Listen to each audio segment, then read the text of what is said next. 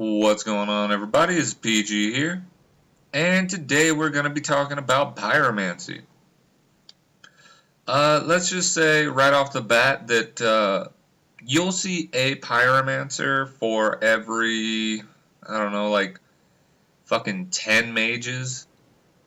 I would say miracles and magic and hexes at this point, are by far well overused, and Pyromancy, just like in Dark Souls 1, has kind of fallen to the wayside.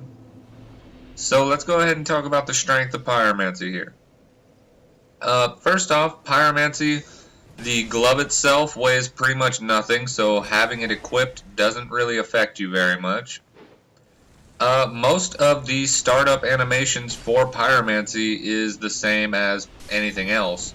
Like, if you're going to use Great Combustion, its startup is the same as Fire Whip. So you can confuse people with that. The animations for things like Chaos Firestorm and Great Fireball and shit like that, those are the same. So when you're using your Pyromancies, you can really set people up to think you're doing one thing, and then of course jump and do a different one. In terms of damage, the damage that Pyromancies do is outstanding at a raw level. And if you add a little bit into Faith, I'm not really sure why Pyromancy upgrades with Faith. I think that's kind of shit. But anyway, if you do add a little bit into your Faith category, it levels up and gets a tremendous buff, which is really cool. And now when of course I'm saying, hey, use Pyromancy and all this shit, I don't mean the typical I can't even remember the name of it. The flame sword or whatever the hell it's called. Basically what happens is you fight who is it? The Lost Sinner, and you have the option of getting a buff for your sword that lights it on fire. And that's all well and good, but that's not Pyromancy. That's just a fucking buff. It's garbage. I mean, the buff itself is cool. It's decently strength, but all in all, I would say it isn't really that good. In terms of all the other Pyromancy options you have, I would consider it a waste. Now, let's go over what we got going on with our build right now. We are wearing the exact same outfit you would find your typical member of the Great Swamps wearing. Keeping in mind, guys, that the Great Swamp is where the Pyromancers live. They talk about that in Dark Souls 1. Laurentius, who is the Pyromancer that you free from those butchers, he is the guy that kind of tells you all about Pyromancy and where it's from and shit like that. And then, of course, you also have some cool people like, I want to say it was Quaylana. Yeah, you got Quaylag, Quaylana, and someone else, I can't fucking remember. The Sisters of Chaos. Anyway, one of them teaches you Pyromancy. And she talks to you a little bit about, utilizing Pyromancy and how it can help you and all this other shit. And of course, Dark Souls 2 jumps into Pyromancy and just has these crazy new spells that you can use. The DLC addition to the Pyromancy has been outstanding, I would say. Nothing too overstrength has ever come the way of Pyromancy, It's not like hexes where they were relatively broken in the beginning parts of the game before some of these patches. Pyromancy, all in all, has stayed the same throughout the game. I do think it received a slight damage reduction during one of the patches. I can't remember which one. And even then, Pyromancy still does amazing damage. As you can see, my little fire hand axe there has really good damage through shields. Now, I am dressed like fucking Laurentius from Dark Souls 1. And pretty much that's the tattered hood, heavy boots, tattered, I can't remember the name of the gloves. And you got your little tattered cloth coat thing going on. So all in all, we are pretty well decked out. And we're just kind of fucking people up, showcasing the not only that the clothing of a pyromancer is effective, but so is the weapon, and so is the actual pyromancy itself.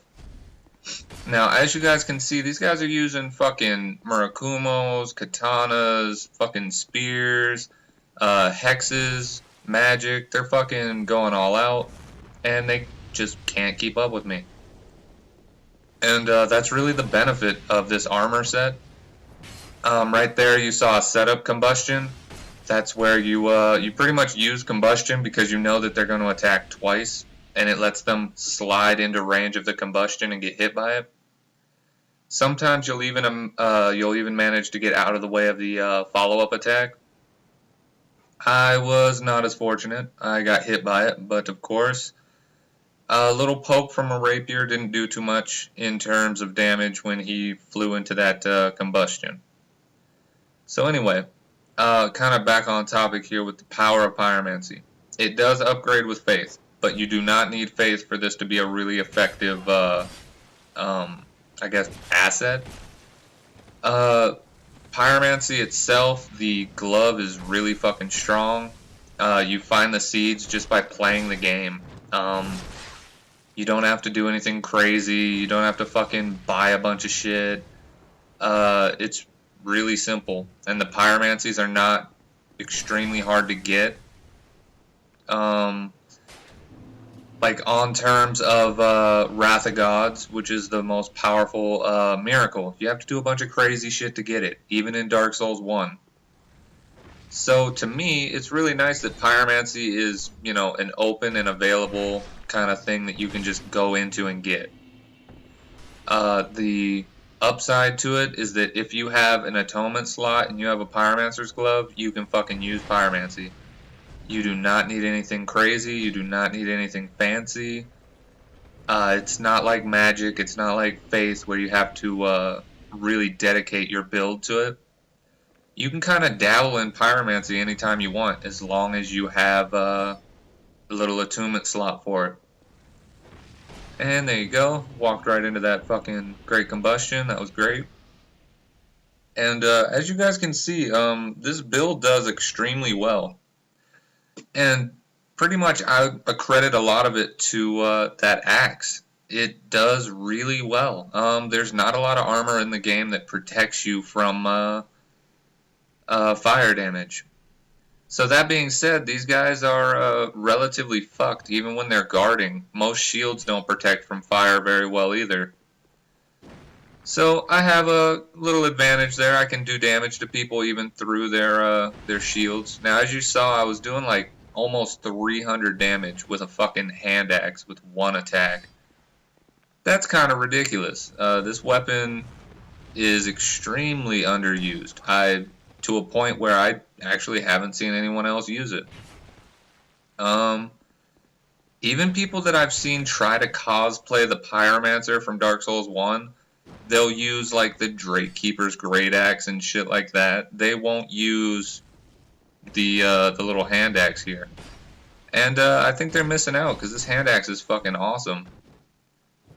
Now, as for the pyromancies I chose to use, these are just two really, you know, simple pyromancies that do well cope together. And they're both pyromancies that have been in Dark Souls 1. So I use them just because if you're gonna cosplay, you shouldn't be cosplaying and using spells that weren't available previously.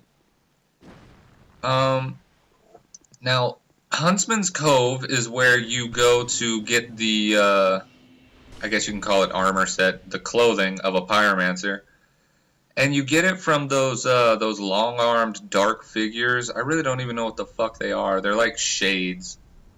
They're those scary fucks that do bleed damage to you. And the game mentions that, you know, hey, fucking pyromancy has come back. Pyromancy's cool. People are okay with it now. Because it was kind of looked down on in Dark Souls 1 for whatever reason.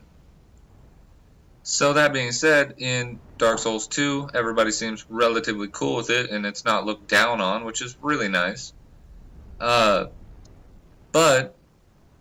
you don't really meet like a group of pyromancers, or pretty much any civilization that is pyromancer based, kind of like you would in Dark Souls 1 when you go to the swamps and you meet all the Sisters of Chaos, uh, the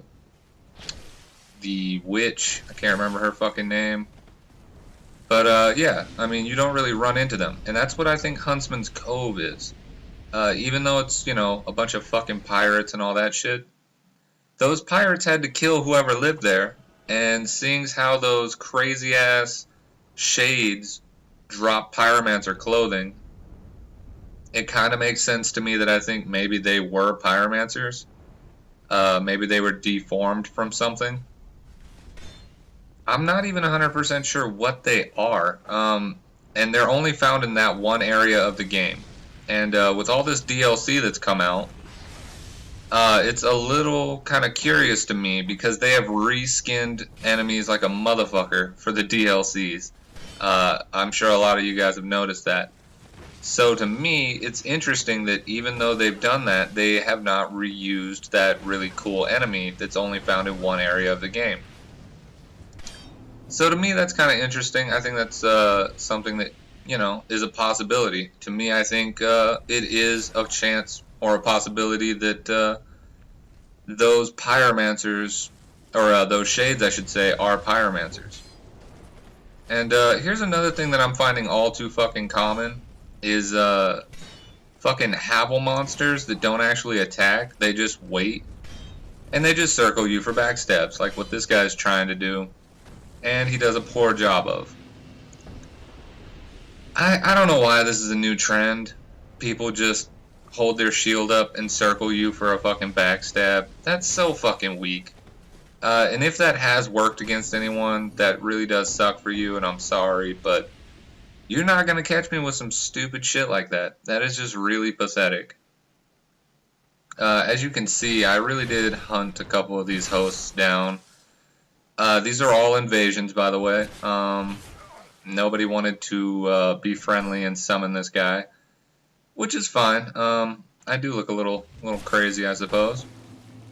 Look at that. Fucking people up with this hand axe. I really gotta tell you guys, the hand axe is super underused, but a really versatile and fun weapon. This build without any without any rings to lighten my equipment load. At least I don't think I'm using any of them. Super light build. Really do love it. It really does just make it a lot easier for me to roll out of the way. And as for the what's it called? The cast speed for Pyromancy, I think it's relatively fast. Of course, it operates based on, hey, this is a strong spell, hey, this is a weak spell. So, you know, of course, not everything is going to be as easy as fucking, hey, I want to cast this, and so you cast it fast. As you can see, that's one of the strongest spells there is. It's Forbidden Sun.